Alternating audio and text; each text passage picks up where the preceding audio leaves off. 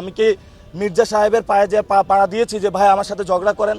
আজকে কিছু কিছু ছেলে কথা বলছে, তাদের ভিতরে মিনিমাম কোনো শ্রদ্ধাবোধ নাই। আপনি কাজ করতেছেন, ময়লা নিক্ষেপ করেন, ডিম নিক্ষেপ করেন, ইট পাটকেল নিক্ষেপ করেন, পিছন দিক দিয়ে আইসা ঘুষি দেন, তারপরেও বলেন যে আপনারা উস্কানি দিচ্ছেন। এই কেমন রাষ্ট্র? বাবা, তোমাদের বয়স এখনো হয়নি এরকম। তোমরা শ্রদ্ধা করতে শিখো।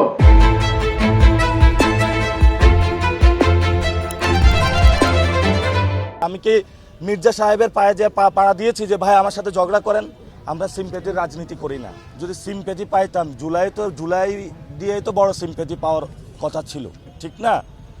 এখন ধরেন পুরো বাংলাদেশে সব জায়গায় খালেদা জিয়ার পোস্টার টাঙানো হয়েছে, নিচে লেখা একজনের নাম। এটা কি সিম্প্যাথি পাওয়ার জন্য? আপনি কি বলবেন তাহলে? আমরা সিম্প্যাথির রাজনীতি করি না। আমরা সিম্প্যাথির রাজনীতি করলে রাস্তাঘাটে এরকম শুয়ে থাকতাম, বিভিন্ন জায়গায় কথা বলে বেড়াতাম।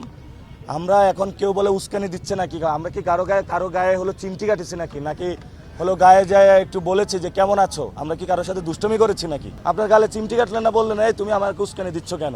নাকি আমরা কারো গায়ে পানি নিক্ষেপ করেছি, নাকি কারো গায়ে ডিম নিক্ষেপ করেছি, নাকি কারো গায়ে ময়লা নিক্ষেপ করেছি?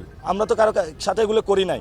অর্থাৎ আপনি কাজ করতেছেন, ময়লা নিক্ষেপ করেন, ডিম নিক্ষেপ করেন, ইট পাটকেল নিক্ষেপ করেন, পিছন দিক দিয়ে আইসা ঘুষি দেন, তারপরেও বলেন যে আপনারা উস্কানি দিচ্ছেন। এই কেমন রাষ্ট্র? এই কেমন সমাজে বসবাস করি আমরা? তো এটাকে আপনারাও তো সবাই সাংবাদিকরা দেখছেন, মানুষ দেখছে। অর্থাৎ আপনার হাতে মিডিয়া আছে, কন্ট্রোলে সোশ্যাল মিডিয়া আছে, অনেক বড় সেট আছে।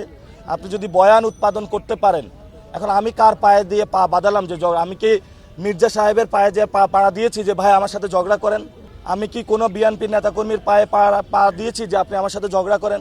বরঞ্চ আমরা প্রচারণা করতে গিয়েছি, তারা আমাদেরকে এসে হ্যারাস করেছে, বাধা দিয়েছে। আমরা এখানে বিএনপির বিরুদ্ধে না, মির্জা আব্বাসের বিরুদ্ধে না, স্পষ্ট কথা। আমরা এখানে যুব দল, ছাত্রদল কারো বিরুদ্ধে না, আমরা সিস্টেমের বিরুদ্ধে। এখন এই এলাকা যদি চাঁদাবাজি চলে, এটার যদি পাহারাদার ছাত্র দল হয়, তাদের বিরুদ্ধে আমাদের ফাইট হবে। আমাদের স্পষ্ট কথা, আমরা সিস্টেম পরিবর্তন করতে চাই। আমি যখন এখানে এসেছি ঢাকা ৮ আসনে, আপনারা জানেন তো, আমি নমিনেশন যেদিন আমি জমা দিয়েছিলাম, আগের দিন আমি ঢাকা 18 আসনে সবকিছু গুছিয়েছিলাম।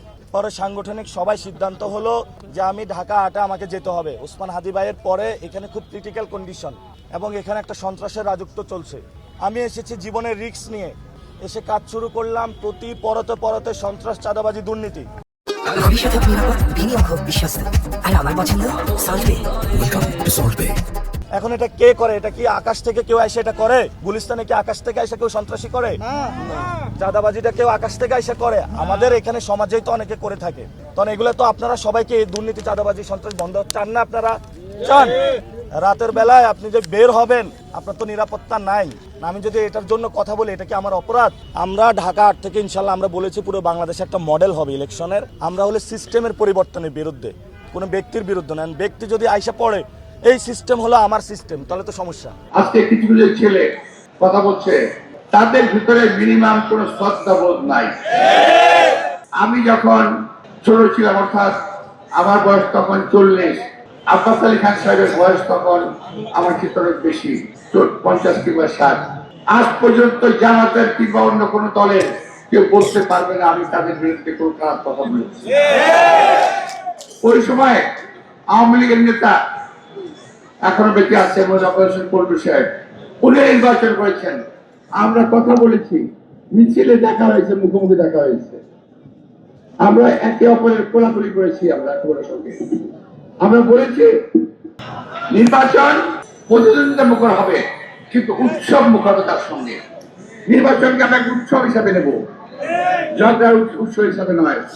প্রিয় ভাইরা, তারা যে সব কথা বলছেন, আমি শুধু বলতে চাই, আমি যদি কথা বললে আমার হবে অন্য ভাষায়, আপনাদের ভাষায় আমি কোনো কথা বলবো না, আমার ভাষায় বলছি। বাবা, তোমাদের বয়স এখনো হয়নি এরকম। তোমরা শ্রদ্ধা করতে শিখো।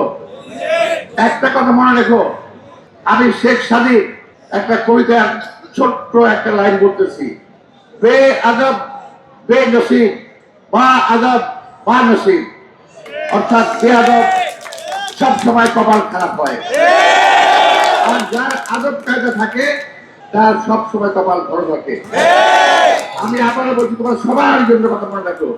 বড় কবিতা শেখ সাদির আদব কায়দা সম্পর্কে একটা কবিতা আছে, সেই কবিতার একটি লাইন, বে আদব বে নসিব, বা আদব বা নসিব। কথাটা মনে রাখবেন।